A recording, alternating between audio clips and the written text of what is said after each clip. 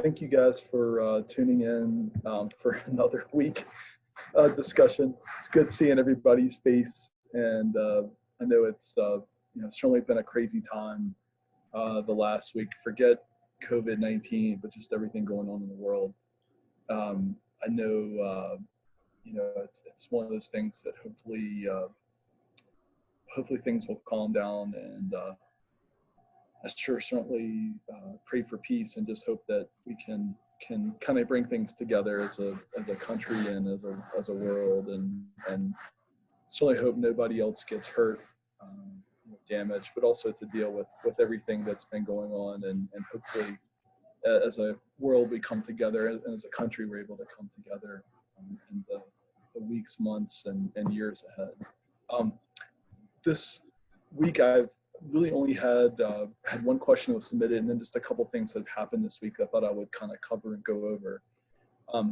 First is the question that was thrown out this week was there going to be Greystone training? I'm actually glad somebody had actually looked at their calendar in advance, because this week was supposed to be a week that Scotty was going to come out and it was going to be a full staff training.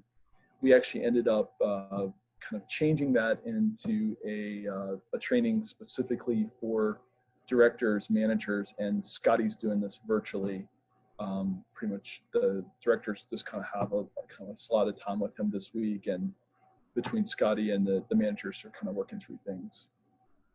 Obviously, depending on how things continue with opening up will kind of dictate what we do going forward with continual training. But one thing I'm really interested to see is just how things end up playing out long term, what we end up needing to be retrained on, or new trends that kind of come from this, because it certainly has changed the business and a lot of how we operate. So obviously, you all probably saw yesterday that Governor Northam has given the okay for Virginia to proceed with phase 2 in its response for things right now. And as fate would have it, here in Richmond, we have the city of Richmond not getting on that, but Chesterfield and Henrico going ahead. So, obviously it's going to affect how we do things between locations, sort of like we did back with phase 1. Chippenham and Staples Mill will go ahead and proceed, into phase 2 because they're in the counties, and Augusta and Hamilton will kind of still be in phase 1. The major change really for us, and right now it's kind of really just one thing, is the visitation side of things. Right now, even though we're allowed to have ceremonies, we're not allowed to have kind of a gathering or visitation. So obviously we'll have that with more than 10 people. So obviously going forward, we'll be able to at least have 50 people to gather for these for visitations and a gathering. Our plan right now is for those to continue to be private, family only, or invited guests that they would have. And we can work with families, especially if they want to do it over a period of time, so that we can kind of crowd control things.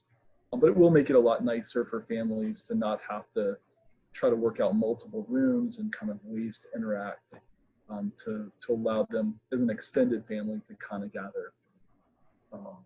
So that part I think will be definitely a nice thing.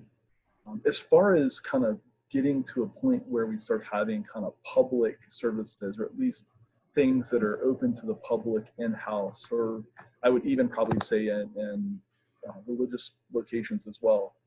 I think is probably going to be a phase 3 once things become more widespread. Because these are indoor spaces, the governor does give kind of requirements that they have to be 50% capacity or less.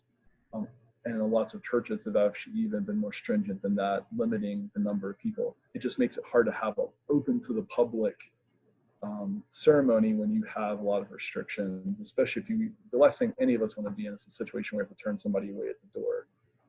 So I think that's something we're going to be dealing with for the near future. One thing I do think that I could see happen is possibly where graveside services or an outdoor venue, if the family was having some type of service or memorial there, I could see those possibly opened up to the public, only because it's outdoors, there's social distancing is not an issue. There's just a lot of things that would work for that. At the same time, it's really up to that venue or that location to kind of choose what they are going to allow or not. So again, this is going to be kind of another wait and see on how things develop and kind of what goes on. But we'll see how, with the visitation side of things being 50 people or less, seeing how that kind of affects what we do. I do see more families possibly taking advantage of that and making it a little bit broader than it has been. So I think that's a good thing on that end. The face coverings part that Governor Northam issued last week is going to continue. So obviously, for our staff, especially in public parts of the building, it's still something we're going to require the use of a face mask or face covering of some sort. Obviously, in office areas and areas that are not public spaces, that's been more of a discretion issue. But it's just one of those things it's not just here at Wiley's, but anywhere you go now, it's a requirement. Just part of what we're doing. I would say just lastly, of the things kind of covered is just, again, we're kind of taking this, and kind of on a wait and see approach right now. And obviously, timing and of how things open back up really just kind of depends on families and also the government on kind of what we've done. I will say we have been utilizing more of our part-time staff over the last few weeks. It's been good seeing some familiar faces helping out. And I know it's been a big help for us, not just with staff that's been on vacation, but also as we have gotten a little busier and have more service-oriented things. It's been good having that kind of interaction. So I think those are pretty much the main things to kind of go over this week. I think right now it's just kind of a wait and see approach. I assume that the city will probably go into phase 2. If they hold like last time, it would be probably 2 weeks from this Friday. So I would assume it'd probably be the 19th of June would be that day. But we'll just have to wait and see kind of what happens. I do know for the directors and staff here, it certainly creates a challenge because, just trying to figure out how things are going to work themselves out. Obviously, if you're having we can make things available at different locations, but that just adds an extra layer of complication to all that's going on. So with that being said, I'm glad to just kind of open up to any questions anybody may have.